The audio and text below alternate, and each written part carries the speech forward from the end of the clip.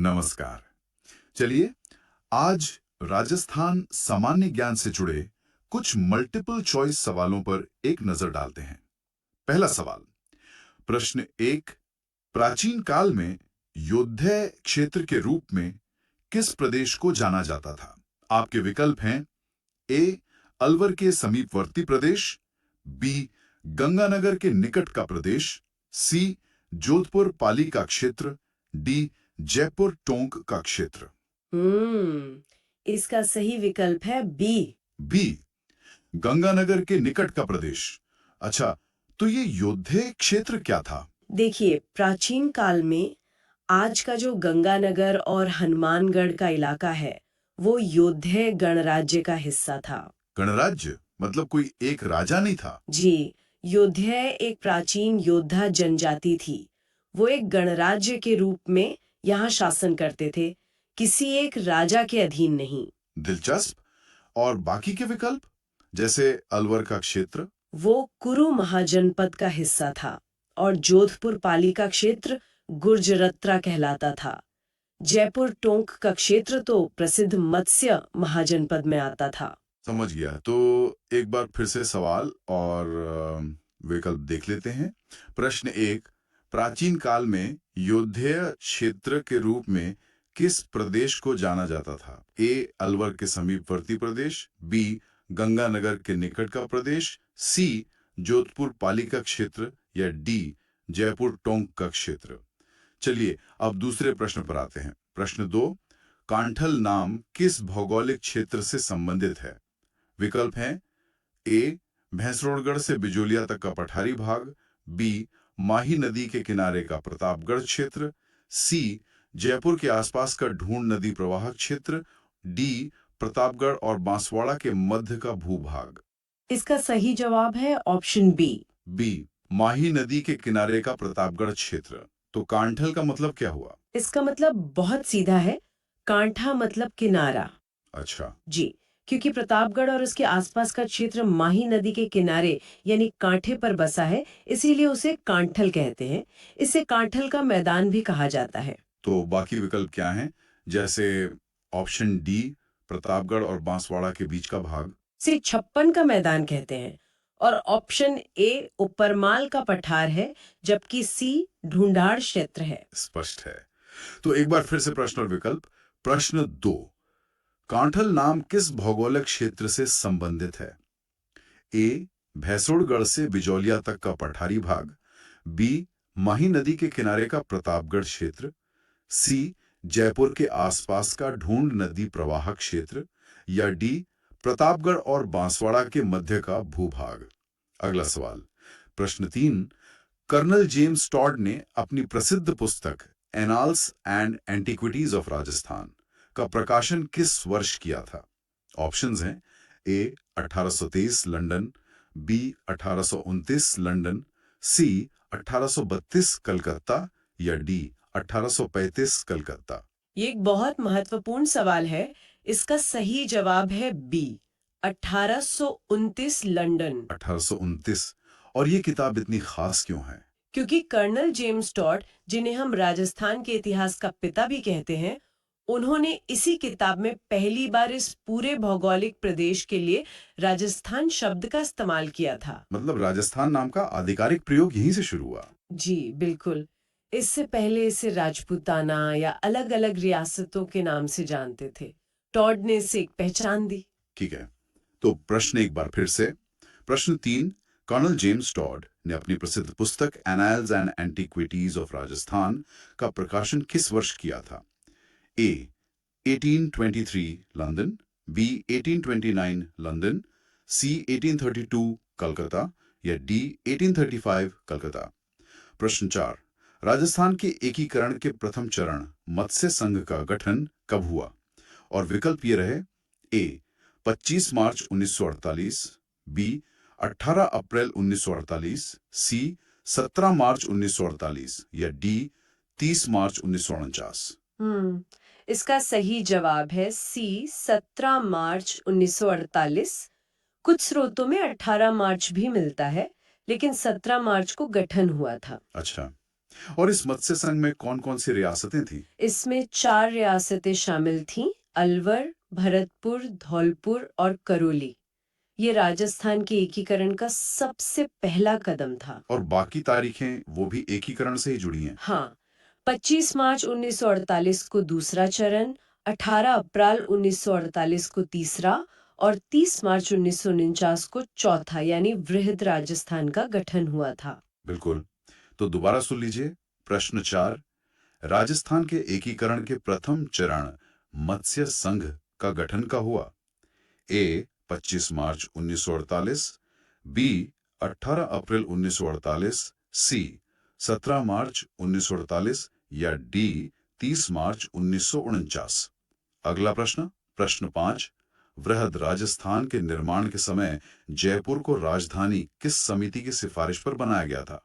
विकल्प हैं ए के एम मुंशी समिति, बी फजल अली आयोग, सी पी सत्यनारायण राव समिति, डी शंकर राव देव समिति।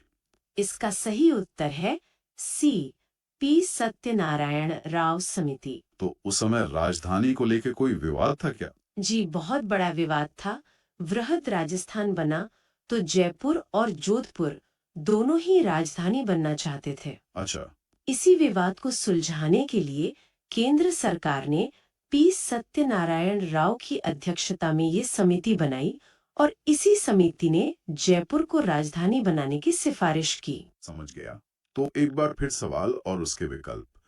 प्रश्न 5, वृहद राजस्थान के निर्माण के समय जयपुर को राजधानी किस समिति की सिफारिश पर बनाया गया था?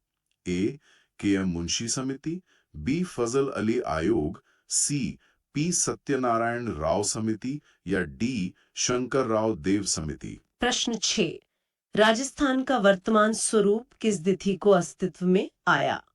आपके ऑप्शंस: ए 26 जनवरी 1950, बी 30 मार्च 1949, सी 15 मई 1949, डी 1 नवंबर 1956। इसका सही उत्तर है डी 1 नवंबर 1956। 1 नवंबर 1956 इस दिन ऐसा क्या हुआ था जो इसे अंतिम स्वरूप माना गया? इस दिन एकीकरण का 7वां और आखिरी चरण पूरा हुआ था।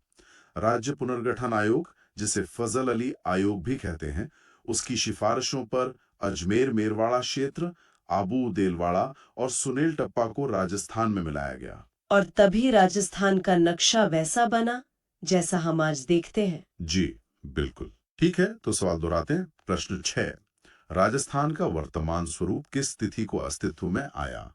ए 26 जनवरी 1950, बी 30 मार्च 1949, सी 15 मई 1949 या डी 1 नवंबर 1956।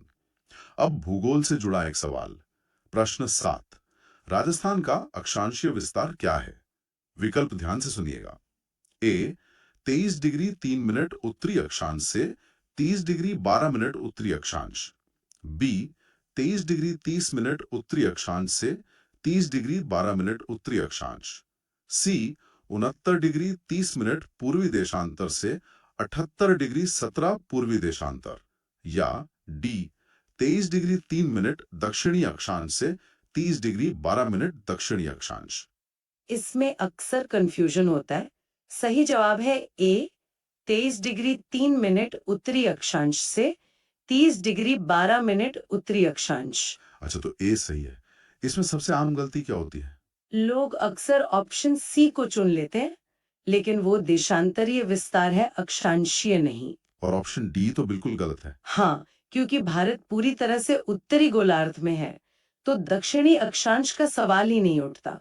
इसका दक्षिणी बिंदु बोरकुंड बांसवाड़ा में है और उत्तरी बिंदु कोणागांव गंगानगर में। बिल्कुल सही। तो एक बार फिर से। प्रश्न 7, राजस्थान का अक्षांशीय विस्तार क्या है? ए 23 डिग्री 3 मिनट उत्तरी अक्षांश से 30 डिग्री 12 मिनट उत्तरी अक्षांश, बी 23 डिग्री 30 मिनट उत्तरी अक्षांश से 30 डिग्री 12 मिनट उत्तरी अक्षांश, सी 69 डिग्री 30 मिनट पूर्वी देशांतर से 78 डिग्री 17 मिनट पूर्वी देशांतर या डी 23 डिग्री 3 मिनट दक्षिणी अक्षांश से 30 डिग्री 12 मिनट दक्षिणी अक्षांश। प्रश्न 8, कर्क रेखा राजस्थान के किन जिलों से होकर गुजरती है? ऑप्शंस हैं ए उदयपुर और डूंगरपुर, बी डूंगरपुर और बांसवाड़ा, सी बांसवाड़ा और प्रतापगढ़, या डी उदयपुर और प्रतापगढ़। इसका सही जवाब है बी, डूंगरपुर और बांसवाड़ा। तो ये रेखा राजस्थान के एकदम दक्षिणी हिस्से से निकलती है। जी हाँ, कर्क रेखा यानी 23.5 डिग्री उत्तरी अक्षांश डूंगरपुर जिले की सिर्फ दक्षिणी सीमा को छूती है और बांसवाड़ा जिले के लगभग बीच से होकर गुजरती है। मतलब बहुत ही छोटा सा हिस्सा कर्क रेखा पर आता है। बिल्कुल। ठीक है, तो प्रश्न 8 एक बार फिर, कर्क रेखा राजस्थान के किन जिलों से होकर गुजरती है? ए उदयपुर और डूंगरपुर, बी डूंगरपुर और बांसवाड़ा, सी बांसवाड़ा और प्रतापगढ़, या डी उदयपुर और प्रतापगढ़। अगला सवाल, प्रश्न 9, क्षेत्रफल की दृष्टि से राजस्थान देश का सबसे बड़ा राज्य है जो भारत के कुल क्षेत्रफल का कितना प्रतिशत है? विकल्प है ए 9.41%, बी 11.21%, सी 10.41%, या डी 12.01%। ये आंकड़ा याद रखना बहुत जरूरी है। सही उत्तर है सी, 10.41%। 10.41%। और राजस्थान देश का सबसे बड़ा राज्य कब बना? ये बना 1 नवंबर 2000 को। उस दिन क्या हुआ था? उस दिन मध्य प्रदेश से छत्तीसगढ़ अलग हो गया था। उससे पहले मध्य प्रदेश भारत का सबसे बड़ा राज्य था। ये एक अतिरिक्त जानकारी हुई, बहुत बढ़िया। तो प्रश्न फिर से, प्रश्न 9, क्षेत्रफल की दृष्टि से राजस्थान देश का सबसे बड़ा राज्य है जो भारत के कुल क्षेत्रफल का कितना प्रतिशत है? ए 9.41%, बी 11.21%, सी 10.41%, या डी 12.01%। प्रश्न 10, राजस्थान की पूर्व से पश्चिम तक की चौड़ाई और उत्तर से दक्षिण तक की लंबाई में कितना अंतर है? ऑप्शंस है ए 43 किलोमीटर, बी 53 किलोमीटर, सी 34 किलोमीटर, या डी 69 किलोमीटर। इसका सही जवाब है ए 43 किलोमीटर। 43 किलोमीटर। तो इसकी लंबाई और चौड़ाई कितनी कितनी है? देखिए, राजस्थान की पूर्व से पश्चिम जो चौड़ाई है वो है 869 किलोमीटर 869। और उत्तर से दक्षिण जो लंबाई है वो है 826 किलोमीटर। तो जब आप 869 में से 826 घटाएंगे तो 43 किलोमीटर का अंतर आएगा। बिल्कुल सही। तो सवाल एक बार फिर से, प्रश्न 10, राजस्थान की पूर्व से पश्चिम तक की चौड़ाई और उत्तर से दक्षिण तक की लंबाई में कितना अंतर है? ए 43 किलोमीटर, बी 53 किलोमीटर, सी 34 किलोमीटर, या डी 69 किलोमीटर। अब जनसंख्या से जुड़ा एक सवाल, प्रश्न 11, 2011 की जनगणना के अनुसार राजस्थान का जनसंख्या घनत्व कितना है? विकल्प हैं ए 165 व्यक्ति प्रति वर्ग किलोमीटर, बी 382 व्यक्ति प्रति वर्ग किलोमीटर, सी 200 व्यक्ति प्रति वर्ग किलोमीटर, या डी 225 व्यक्ति प्रति वर्ग किलोमीटर। इसका सही उत्तर है सी, 200 व्यक्ति प्रति वर्ग किलोमीटर। 200 व्यक्ति, और ऑप्शन ए में जो 165 है वो क्या है? वो 2001 की जनगणना का आंकड़ा था। 2001 में घनत्व 165 था जो 2011 में बढ़कर 200 हो गया। और 382? 382 2011 में भारत का राष्ट्रीय जनसंख्या घनत्व था, तो राजस्थान का घनत्व राष्ट्रीय औसत से काफी कम है। ठीक है, तो प्रश्न 11 फिर से, 2011 की जनगणना के अनुसार राजस्थान का जनसंख्या घनत्व कितना है? ए 165 व्यक्ति प्रति वर्ग किलोमीटर, बी 382 व्यक्ति प्रति वर्ग किलोमीटर, सी 200 व्यक्ति प्रति वर्ग किलोमीटर, या डी 225 व्यक्ति प्रति वर्ग किलोमीटर। जनगणना से ही जुड़ा अगला सवाल, प्रश्न 12, 2011 की जनगणना के अनुसार राजस्थान का लिंगानुपात कितना है? विकल्प ए 921, बी 943, सी 933, डी 928। इसका सही जवाब है डी 928। 928 यानी प्रति 1000 पुरुषों पर 928 महिलाएं। जी, और यहाँ भी बाकी विकल्पों को समझना जरूरी है। 921 जो है वो 2001 का लिंगानुपात था। तो मतलब सुधार हुआ है। हाँ, सुधार हुआ। और 943 2011 में भारत का राष्ट्रीय लिंगानुपात था। तो राजस्थान राष्ट्रीय औसत से पीछे था। ठीक है। प्रश्न और विकल्प एक बार फिर। प्रश्न 12, 2011 की जनगणना के अनुसार राजस्थान का लिंगानुपात कितना है? ए 921, बी 943, सी 933 या डी 928। प्रश्न संख्या 13, राजस्थान की अंतर्राष्ट्रीय सीमा जिसे रेड क्लिफ रेखा कहा जाता है उसकी कुल लंबाई कितनी है? ये एक बहुत ही सीधा और तथ्यात्मक सवाल है, पर बहुत महत्वपूर्ण है। विकल्प ये रहे।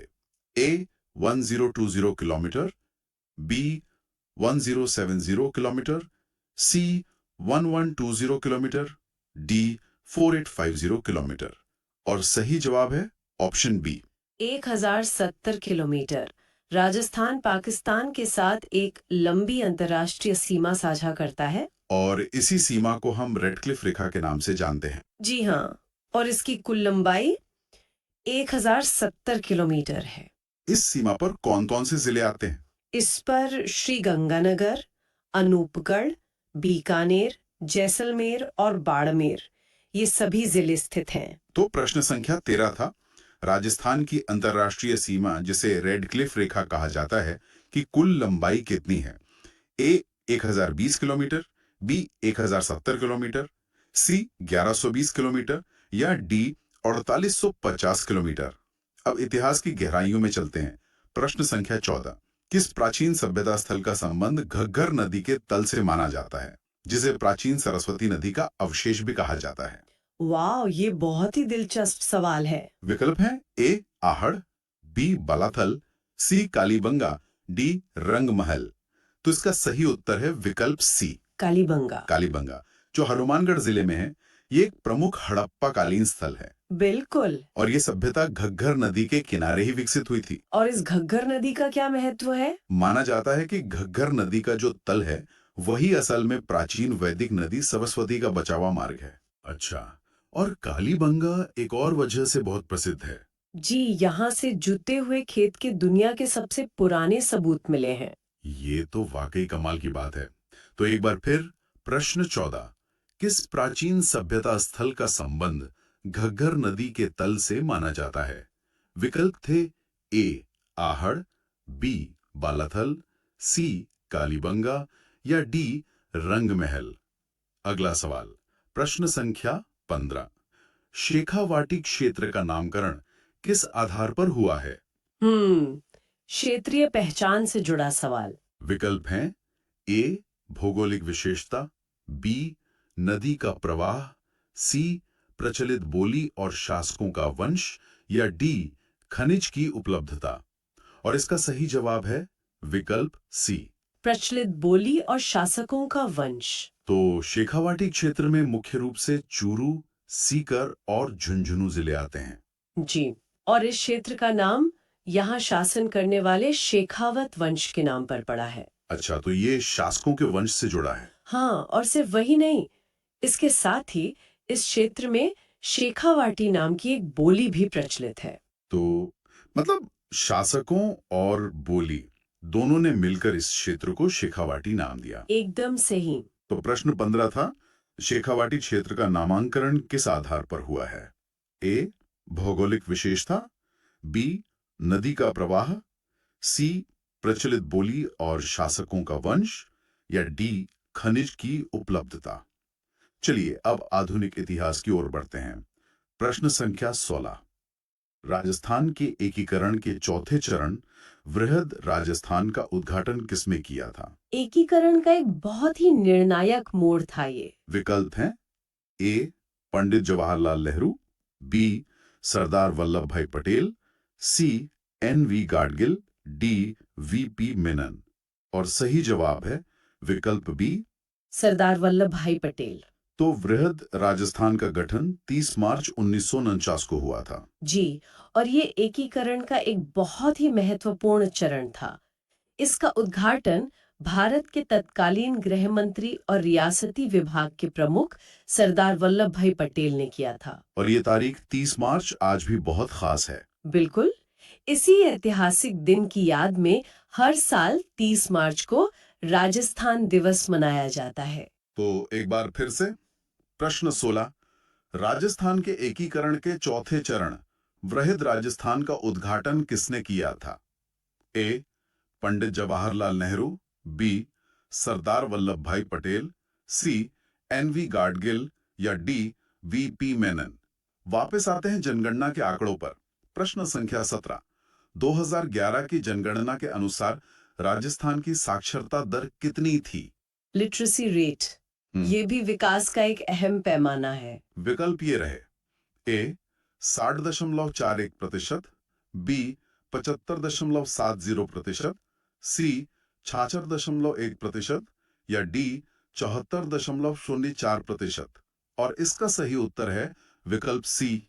66.1%। तो 2011 में राजस्थान की कुल साक्षरता दर 66.1% थी। जी, और इसमें भी अगर हम और गहराई में जाएं, तो पुरुष साक्षरता दर 79.2% थी और महिला साक्षरता दर सिर्फ 52.1%। अरे, ये तो बहुत बड़ा अंतर है। हाँ, ये एक बहुत बड़े अंतर को दिखाता है। और अब बाकी विकल्पों के बारे में क्या कहेंगी? विकल्प ए 60.41%, वो साल 2001 में राजस्थान की साक्षरता दर थी, और विकल्प डी 74.04%, वो 2011 में भारत की राष्ट्रीय साक्षरता दर थी। तो फिर से साक्षरता में भी राजस्थान राष्ट्रीय औसत से पीछे था। जी, तो प्रश्न 17 था, 2011 की जनगणना के अनुसार राजस्थान की साक्षरता दर कितनी थी? ए 60.41%, बी 75.70%, सी 66.1% या डी 74.04%। अब बात करते हैं अर्थव्यवस्था की और शुरुआत करते हैं कृषि से। प्रश्न संख्या 18, राजस्थान अपने किन कृषि उत्पादों के उत्पादन में देश में प्रथम स्थान पर है? एग्रीकल्चर। राजस्थान की अर्थव्यवस्था की रीढ़। और विकल्प हैं: ए गेहूं और चना, बी बाजरा और सरसों, सी मक्का और ज्वार, डी कपास और गन्ना। और सही जवाब है ऑप्शन बी, बाजरा और सरसों। ये तो यहाँ की जलवायु को देखते हुए स्वाभाविक भी लगता है। बिल्कुल, राजस्थान की जलवायु शुष्क और अर्ध शुष्क है, जो कुछ खास फसलों के लिए, मतलब बाजरा और सरसों के लिए बहुत अच्छी है। इसी वजह से इन दोनों के उत्पादन में राजस्थान पूरे देश में पहले स्थान पर है। जी, और सिर्फ यही नहीं, इसके अलावा राज्य ग्वार, मोठ और इसबगोल जैसी फसलों के उत्पादन में भी देश में सबसे आगे है। तो प्रश्न 18 था, राजस्थान अपने किन कृषि उत्पादों के उत्पादन में देश में प्रथम स्थान पर है? ए गेहूं और चना, बी बाजरा और सरसों, सी मक्का और ज्वार या डी कपास और गन्ना। कृषि से ही जुड़ा है पशुधन। प्रश्न संख्या 19, पशुधन की दृष्टि से राजस्थान का देश के कुल ऊन उत्पादन में लगभग कितना प्रतिशत योगदान है? ये एक ऐसा आंकड़ा है जो कई लोगों को चौंका सकता है। विकल्प है: ए 10%, बी 25%, सी 40% या डी 50%। और इसका सही जवाब है विकल्प सी, लगभग 40%। 40%। ये तो बहुत ज्यादा है। जी, बहुत ज्यादा। इसका कारण ये है कि राजस्थान में देश की सबसे अधिक भेड़ें पाली जाती हैं। अच्छा, तो भेड़ पालन में आगे होने की वजह से ऊन उत्पादन में भी ये देश में पहले स्थान पर है। एकदम सही। देश के कुल ऊन उत्पादन का लगभग 40 से 45% हिस्सा अकेले राजस्थान से आता है। तो लगभग 40% सबसे सटीक उत्तर हुआ। जी। तो प्रश्न 19 था, हम्म। पशुधन की दृष्टि से राजस्थान का देश के कुल ऊन उत्पादन में लगभग कितना प्रतिशत योगदान है? ए 10%, बी 25%, सी 40% या डी 50%। और प्रश्न संख्या 20, राजस्थान के किस जिले में देश का प्रमुख जिंक स्मेल्टर यानी जस्ता गलाने का संयंत्र देबारी में स्थित है? खनिजों का अजायब घर कहा जाता है राजस्थान को। विकल्प हैं ए भीलवाड़ा, बी राजसमंद, सी चित्तौड़गढ़, डी उदयपुर। और इसका सही जवाब है विकल्प डी, उदयपुर। झीलों की नगरी उदयपुर। जी, देबारी जो कि उदयपुर जिले में ही स्थित है, वो भारत के एक प्रमुख जिंक स्मेल्टर प्लांट का केंद्र है। और इसे कौन संचालित करता है? ये संयंत्र हिंदुस्तान जिंक लिमिटेड द्वारा संचालित है। अच्छा, और इसका मुख्य काम? इसका मुख्य काम पास की जो जावर खाने हैं, वहां से निकाले गए सीसा जस्ता अयस्क को शुद्ध करना और उससे जस्ता धातु का उत्पादन करना है। बहुत खूब। प्रश्न संख्या 21, हाड़ौती क्षेत्र में कौन से जिले सम्मिलित हैं? हाड़ौती, ये नाम ही अपने आप में एक कहानी है। हाँ, तो ऑप्शंस है ए कोटा बूंदी बारा झालावाड़, जी, बी जयपुर दौसा अलवर टोंक, सी उदयपुर चित्तौड़गढ़ राजसमंद भीलवाड़ा और डी डूंगरपुर बांसवाड़ा प्रतापगढ़। तो देखिए इसमें जो सही जवाब है वो है विकल्प ए कोटा बूंदी बारा झालावाड़। जी, इसकी वजह बहुत सीधी है। राजस्थान का ये जो दक्षिण पूर्वी क्षेत्र है, इस पर प्राचीन काल में हाड़ा चौहानों का शासन था। अच्छा, हाड़ा चौहान। हाँ, और उन्हीं के नाम से इसे हाड़ौती कहा जाने लगा। और मजे की बात यह है कि यहाँ जो बोली बोली जाती वो है, भी हाड़ौती है। एकदम, उसे भी हाड़ौती ही कहते हैं। तो ये पूरा एक भौगोलिक और सांस्कृतिक इलाका बन गया। बहुत खूब। चलिए अब जरा और पीछे चलते हैं, स्वतंत्रता के समय। जरूर। प्रश्न संख्या 22, स्वतंत्रता के समय राजस्थान में कुल कितनी रियासतें और ठिकाने थे? ये एक बहुत ही अहम सवाल है, क्योंकि यहीं से आधुनिक राजस्थान की कहानी शुरू होती है। तो विकल्प है ए 18 रियासतें 2 ठिकाने, बी 19 रियासतें 3 ठिकाने, सी 22 रियासतें 3 ठिकाने और डी 19 रियासतें 2 ठिकाने। इसमें लोग अक्सर कंफ्यूज हो जाते हैं। सही जवाब है बी, 19 रियासतें और 3 ठिकाने। जी। उस समय जिसे हम राजपूताना कहते थे, उसमें 19 तो देसी रियासतें थीं और इनके अलावा 3 ठिकाने थे, लावा, कुशलगढ़ और नीमराना। और एक केंद्र शासित प्रदेश भी तो था। बिल्कुल, अजमेर, मेरवाड़ा, इन सबको मिलाकर इनके एकीकरण से ही आज का राजस्थान बना है। ठीक है। अब एक और प्राचीन नाम से जुड़ा सवाल, प्रश्न संख्या 23, गुर्जरत्रा या गुरजान्ना नाम से प्राचीन काल में कौन सा क्षेत्र जाना जाता था? गुर्जरात्रा, ये नाम भी हाड़ौती की तरह ही शासकों से जुड़ा है। ओके, ऑप्शंस है ए बीकानेर नागौर, बी मंडौर जोधपुर, सी उदयपुर चित्तौड़गढ़ और डी अलवर भरतपुर। तो इसका संबंध सीधे सीधे गुर्जर प्रतिहार वंश से है और उनका मुख्य केंद्र था मंडोर। यानी मंडोर जोधपुर, विकल्प बी। एकदम सही। 6ठी शताब्दी के आसपास मंडोर और उसके आसपास का जो इलाका था, वो गुर्जर प्रतिहारों का गढ़ था और उन्हीं की वजह से इस पूरे प्रदेश का नाम गुर्जरत्रा पड़ गया। मतलब गुर्जरों द्वारा रक्षित भूमि। बिल्कुल। चलिए अब थोड़ा आधुनिक इतिहास की तरफ आते हैं, प्रशासनिक व्यवस्था पर। जी, प्रश्न संख्या 24, राजस्थान राज्य के निर्माण के बाद 1949 में संभाग व्यवस्था शुरू की गई थी, जिसे किस वर्ष समाप्त कर दिया गया था? हाँ, ये एक बड़ा ही दिलचस्प वाकया है। एक व्यवस्था को शुरू करना, फिर खत्म करना और फिर दोबारा शुरू करना। सही बात है। तो विकल्प है ए 1956, बी 1962, सी 1977 और डी 1987। तो देखिए व्यवस्था शुरू हुई 1949 में, लेकिन अप्रैल 1962 को 1962 में। हाँ 1962 में तत्कालीन मुख्यमंत्री मोहनलाल सुखाड़िया सरकार ने इसे समाप्त कर दिया था। तो सही विकल्प बी है।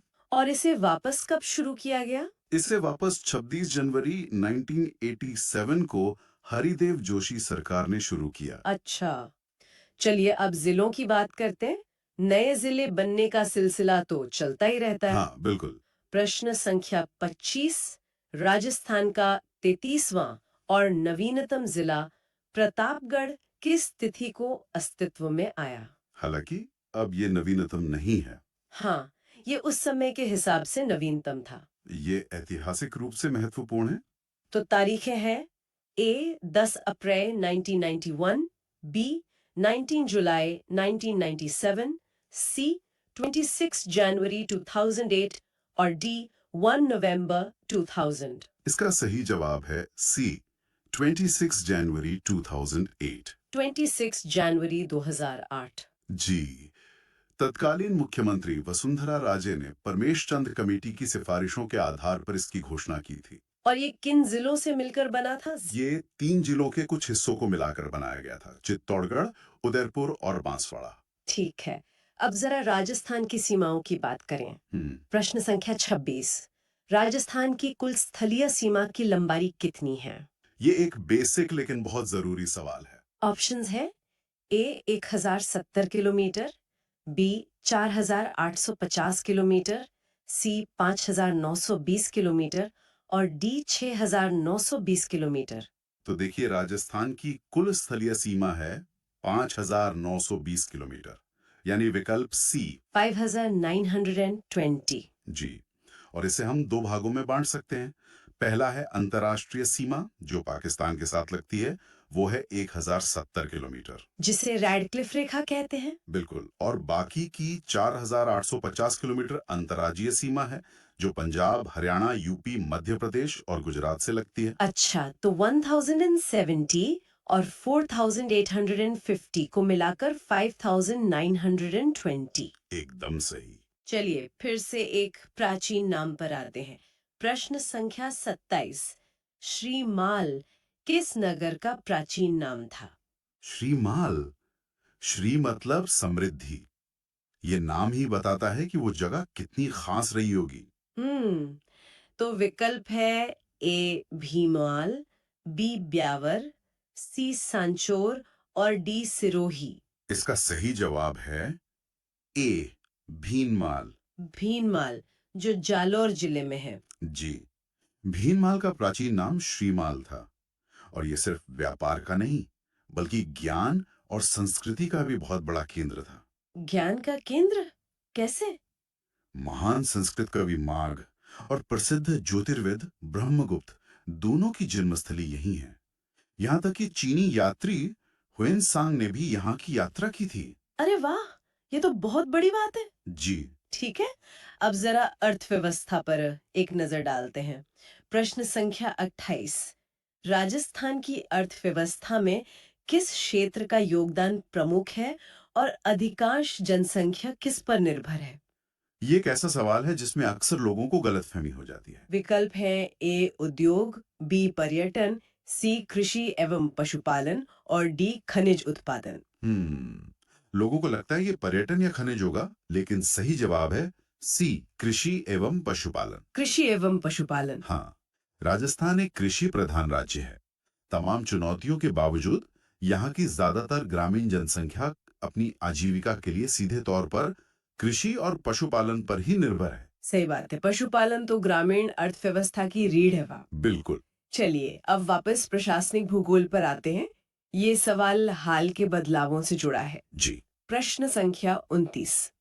राजस्थान का वो कौन सा संभाग है जिसमें सर्वाधिक जिले शामिल हैं? ये एक अपडेटेड जानकारी है जो बहुत जरूरी है। तो ऑप्शंस हैं ए जयपुर एवं जोधपुर, जी। बी अजमेर एवं जयपुर, सी जोधपुर एवं बीकानेर और डी जयपुर एवं उदयपुर। अगस्त 2023 में जो पुनर्गठन हुआ, उसके बाद स्थिति बदल गई है। बदल गई है। अब सही जवाब है बी, अजमेर एवं जयपुर। अजमेर और जयपुर। जी। इन दोनों संभागों में अब 7 जिले हैं, जो कि राज्य में सबसे ज्यादा हैं। अच्छा, पहले जोधपुर और उदयपुर बड़े संभाग माने जाते थे। हाँ, पर अब स्थिति बदल गई है। बिल्कुल। और अब आज का आखिरी सवाल, ये भी प्राचीन इतिहास से है। पूछिए। प्रश्न संख्या 30। प्राचीन शिवी जनपद का क्षेत्र वर्तमान राजस्थान के किन जिलों में विस्तृत था? शिवी जनपद, ये हमें राजशाही से अलग एक दूसरी ही व्यवस्था की तरफ ले जाता है। विकल्प है ए जयपुर दौसा, बी अलवर भरतपुर, सी उदयपुर चित्तौड़गढ़ और डी गंगानगर हनुमानगढ़। तो देखिए, शिवी एक प्राचीन गणराज्य था। गणराज्य? हाँ, एक तरह की प्राचीन रिपब्लिक, और इसकी राजधानी थी मध्यमिका, जिसके अवशेष चित्तौड़गढ़ के पास नगरी में मिलते हैं। तो इसका सही जवाब है सी, उदयपुर चित्तौड़गढ़। अच्छा, तो इसी क्षेत्र को बाद में मेवाड़ कहा गया। एकदम। मेवाड़ की जड़ें इसी प्राचीन शिवी जनपद में हैं। वाह! तो आज हमने नामों, सीमाओं और प्रशासनिक बदलावों के जरिए राजस्थान के इतिहास और भूगोल की एक शानदार यात्रा की। बिल्कुल। और ये देखा कि कैसे हर नक्शे के पीछे एक कहानी छिपी होती है। इसी विचार के साथ आज की ये चर्चा समाप्त करते हैं।